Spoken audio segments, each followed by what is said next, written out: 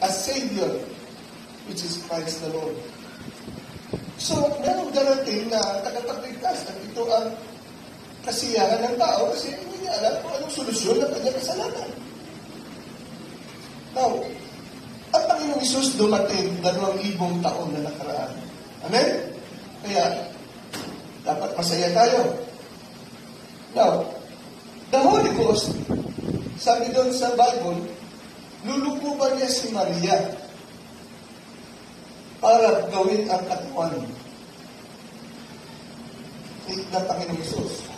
Ang purpose kaya ginawa ang katawan para lang mamatay at bayaran ng kasalanan. Tingnan niyo po.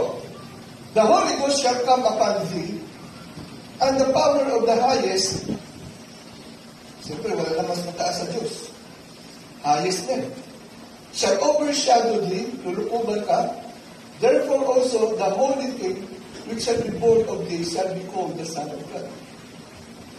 So yung nadali ni Maria ay anak ng Diyos. So walang sexual intercourse doon. Dahil ang sexual intercourse sa lalaki at babae na nag-asawa, isang regalo ng Diyos.